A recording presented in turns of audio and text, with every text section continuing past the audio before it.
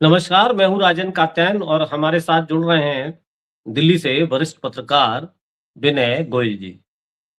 गोयल नमस्कार। जी, आपका स्वागत है। गोयल जी, आज हम समझना चाहेंगे आपसे आप तो दिल्ली में बैठे हैं और आजकल एपस्टीन का नाम आपने सुना होगा, एपस्टीन फाइल आई है, खुली है और बड़ा तहलका मचा रखा है, पूरे वर्ल्ड में तहलका मचा रखा है। यूरोप के कंट्रीज़ के जिन-जिन के उसमें नाम आ रहे हैं, वो एक बदनाम आदमी जो जिसकी जेल में डेथ हो गई और जिसके ऊपर आरोप थे कि वो छोटी-छोटी बच्चियों का शोषक था। और जब वो एपस्टीन फाइल खुल रही है तो उसमें उससे जुड़े लोगों के नाम आ रहे हैं पूरे और बड़ी-बड़ी हस्तियों के नाम आ रहे हैं। आपने देखा ही होगा, सुना होगा और उसमें इंडिया के कुछ लोगों के नाम आ गए, कुछ राजनेता हैं, कुछ बिज़नेसमैन हैं।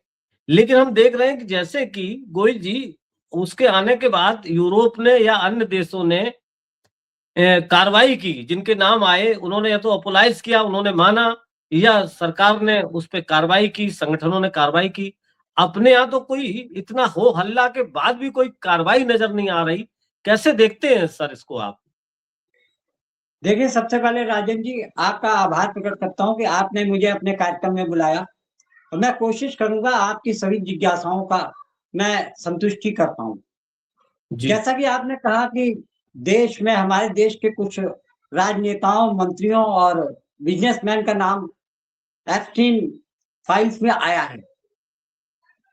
अगर ये इस फाइल में राहुल गांधी का नाम आ गया होता या कांग्रेस के किसी नेता या विपक्ष के किसी नेता का नाम आ गया होता तो यही सरकार और यही पार्टी पूरे देश में हो हल्ला काट देती, उनके घरों से निकलना मुश्किल कर देती, धरने मोर्चे निकाल के उनके घरों पे काली पोतने का काम करती। जैसा कि अन्य विवादों में आपने देखा होगा किस तरीके से ये विपक्षी दलों को कोसने और नफरती बयान देने में पीछे नहीं रहते। सबसे बड़ी बात ये है कि जिन-जिन लोगों का नाम आया है, जैसे कि केंद्रीय मंत्री हरदीप सिंह पुरी, केंद्रीय मंत्री हरदीप सिंह पुरी 2008 में रिटायर हो चुके थे और उसके बाद ये लंदन में रहने लगे थे। 2013-14 के बीच में ये भारतीय जनता पार्टी और के संपर्क में आते हैं और ये मेक इन इंडिया के बारे में, डेवलपिंग के बारे में विदेशों में काम करने लगे। सबसे बड़ी बात तो ये है कि हरदीप सिंह पुरी प्रधानमंत्री मोदी के बहुत खास लोगों में माने जाते थे, क्योंकि ना तो जब ये मंत्री बनाए गए, ना तो ये राज्यसभा के सदस्य थे और ना ही एमपी बन के ये आए थे। इसलिए ये समझ लीजिए किस तरीके से वीटो पावर लगाकर हरदीप सिंह पुरी को पेट्रोलियम मिनिस्टर बनाया गया। सबसे बड़ी बात तो ये है कि हरदीप सिंह पुरी प्रधानमंत्री मोदी के खास क्यों बने, उसके पीछे का कारण बताता हूँ।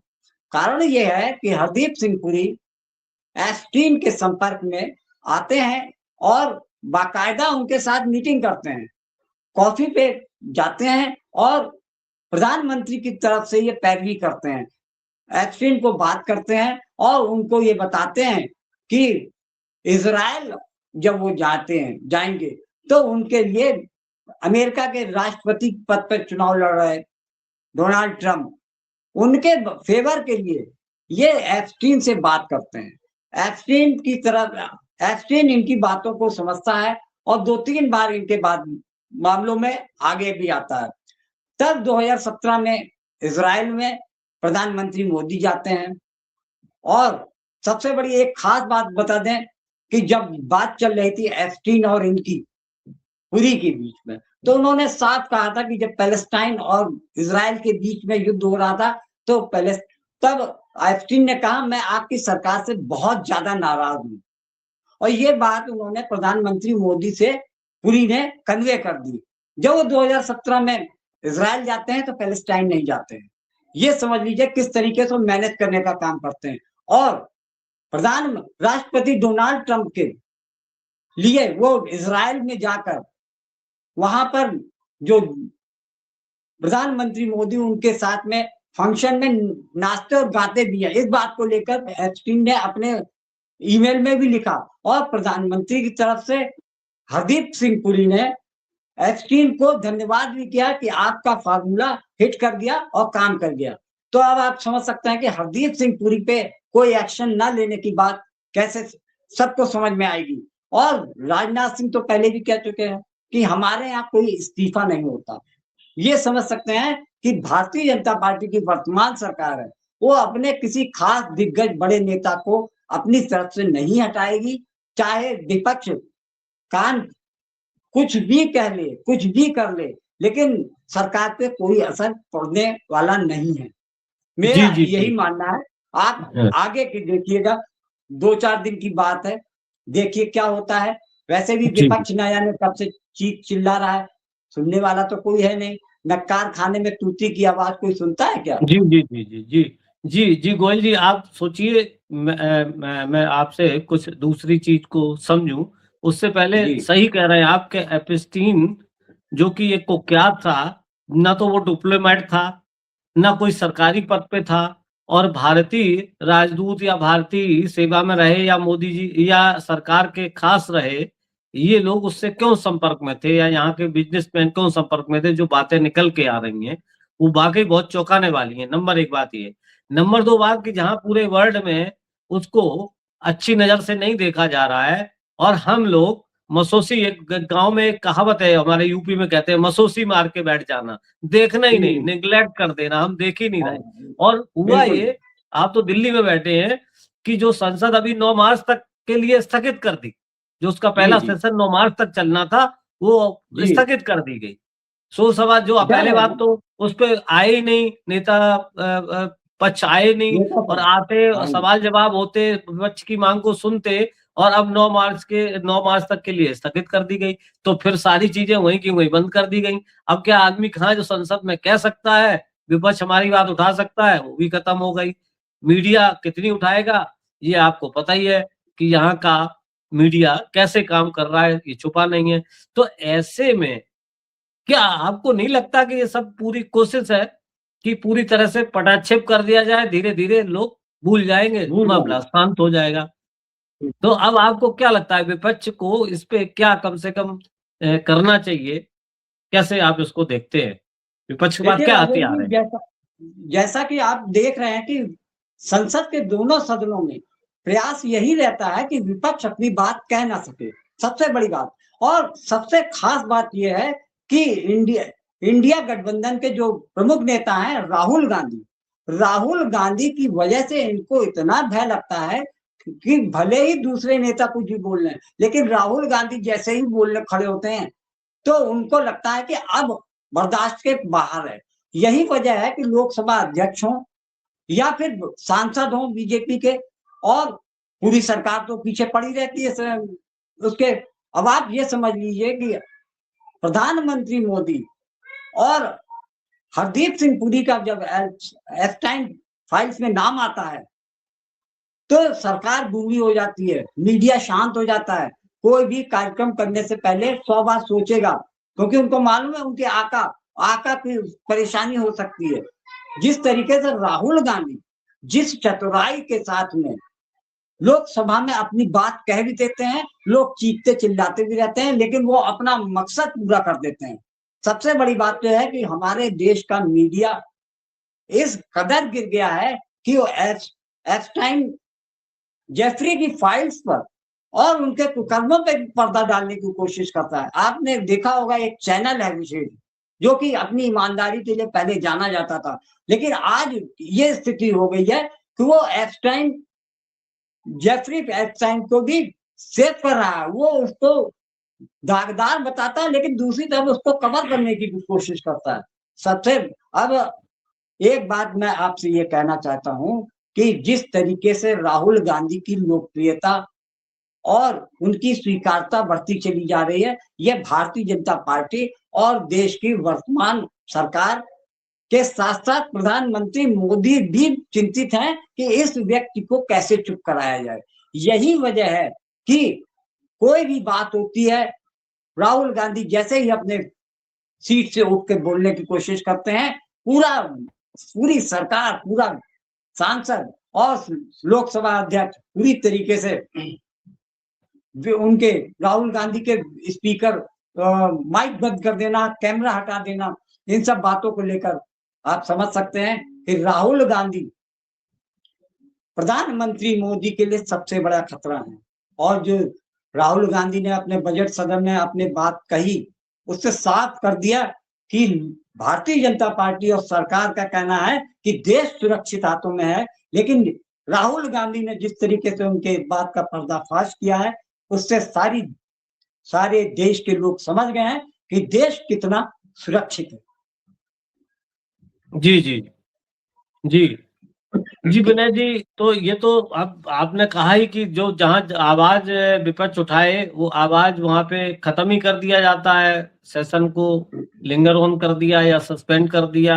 अब उसके बाद क्या होगा, अगला सेशन जो दूसरे अध्याय में चलना है, 2 पार्ट में चलना था, अब मार्च के बाद चलेगा, उसमें क्या होगा, लेकिन अभी तो यहीं पे खत्म कर दिया।